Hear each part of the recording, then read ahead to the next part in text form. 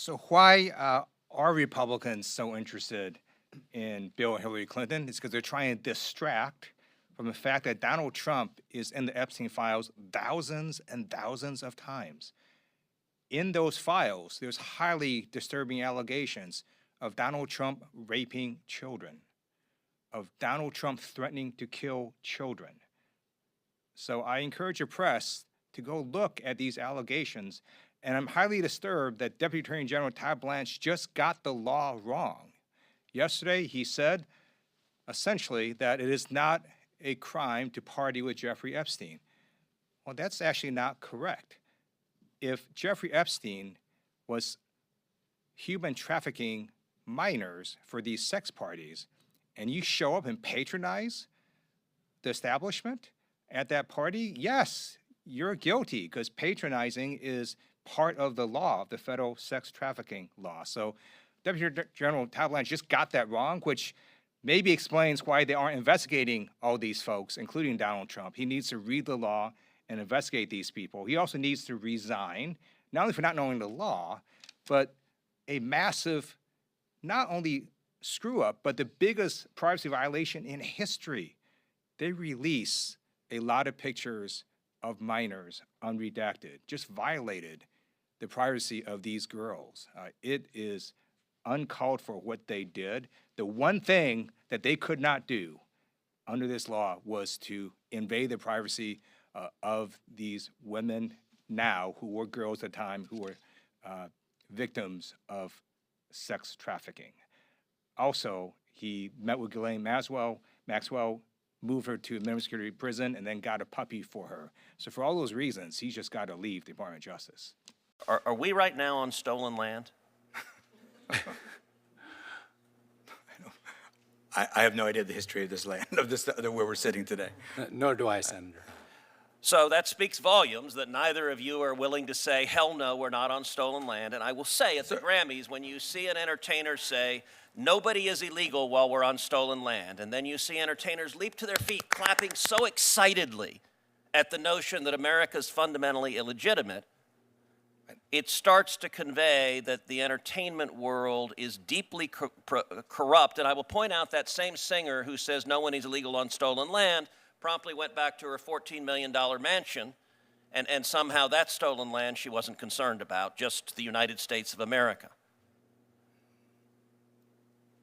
Look, Netflix has long been a left-wing company. Your founder, Reed Hastings, is one of the biggest Democrat donors in the country, including giving millions recently to the massive gerrymander in California, making it one of the most gerrymandered states in the union, because your founder desperately wants a Democrat House of Representatives. Susan Rice from the Obama White House is on your board of directors. You guys gave $50 million to the Obamas, as far as I can tell, to produce no discernible content whatsoever. How would you tell a Texan sitting at home to feel comfortable? CNN is already a dumpster fire. There's nothing resembling objectivity. There's nothing resembling journalism anymore. How are people at home, how should they feel even remotely confident that if this merger happens, the combined entity would not simply be a propaganda outlet pushing one particular political view with much greater market power than you have now? Well, sir, we would fail. We would fail pushing a political view or propaganda. We deliver entertainment to consumers. Our consumers see our business pretty much the way they see America. About 40% conservative, about 40% liberal, about 20% don't know. And but when they turn on TV, they're tuned in to be entertained. And if we fail to entertain them by trying to promote propaganda or something, anything other than entertainment, we fail. Mr. Campbell, same question to you. We see the world very similar.